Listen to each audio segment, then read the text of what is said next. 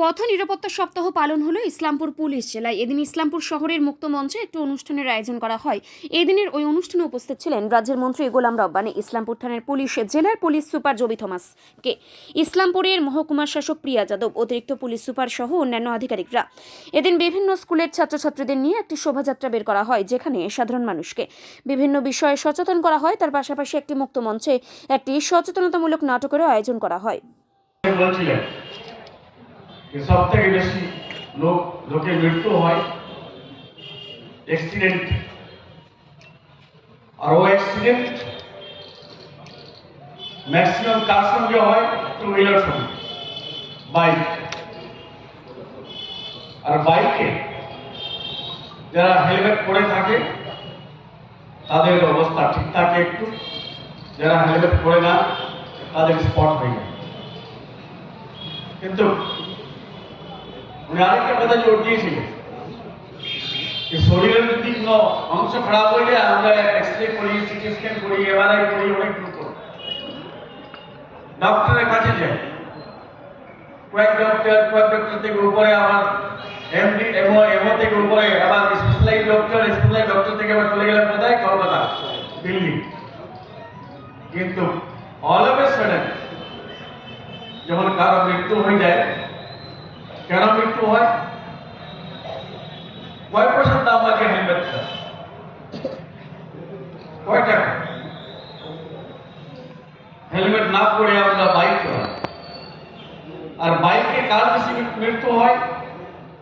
যেগুলো নতুন বাইক শেখার সময় শিখে যাওয়ার পর, আর 14 to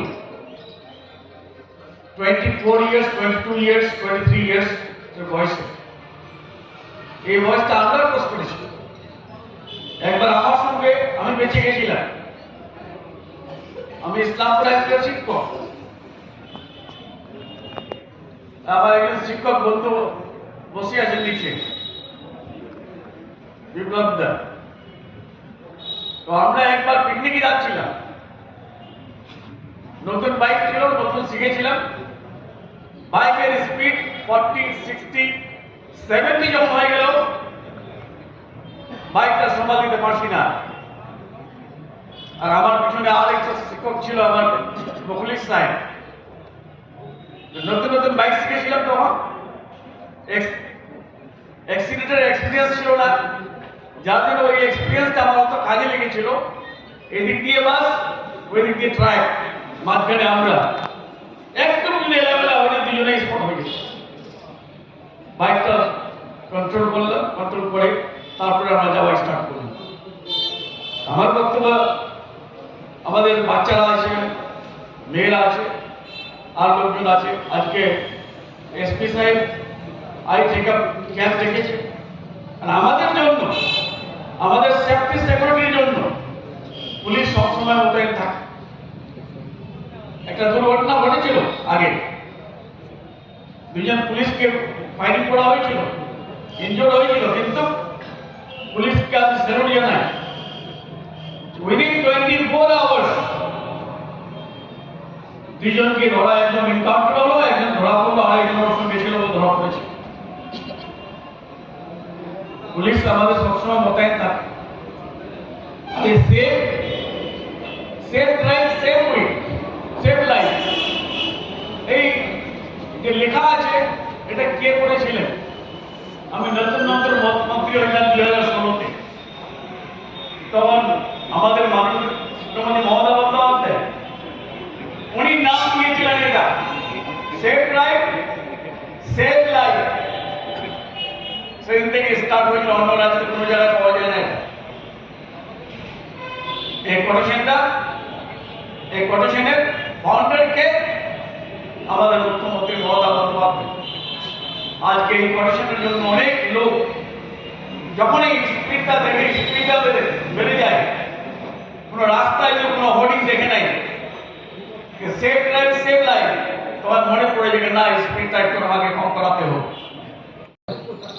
আমাদের স্টুডেন্টসরা, ইসলামপুরবাসীরা, আপনারা সবাই জানেন গভর্নমেন্টের একটা প্রোগ্রাম রয়েছে সেফ ড্রাইভ, সেফ লাইফ।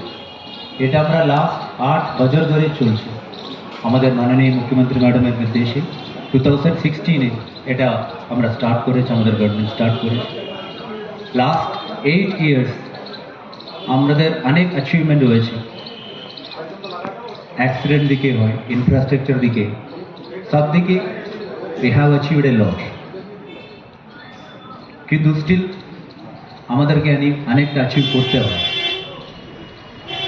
আমি একটা কথা, অনেক বাচ্চারা আছে ওদের সামনে একটা জিজ্ঞেস করতে চাইছি, আপনারা জানেন কি আমাদের ইন্ডিয়াতে what is the leading cause of death? সব থেকে বেশি লোক কোন কারণে মারা যাচ্ছে as per the present data? ঠিক আছে, second leading cause of death, second leading cause of death ওটা তো রোড ট্রাফিক অ্যাক্সিডেন্টই আছে।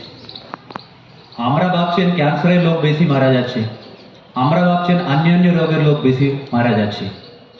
আমরা সবাই জানি একটা যদি ফ্যামিলি লোকের কোনো কিছু ডিসিজ যদি হয়, যাই ডিসিজ হয়, একটা ইনফেকশন হয়, ভাইরাল ইনফেকশন হয়, কোনো প্যানক্রিয়াসের হয়, কোনো লিভারের হয়, হার্টের যদি হয়, আমরা তাড়াতাড়ি হসপিটাল যাই। এত আমরা সিরিয়াস হয়ে যাচ্ছে, না এটা তো আমাকে বাঁচাতে হয়, কিন্তু আমাদের কত লোক রাস্তাতে মারা যাচ্ছে ডেইলি।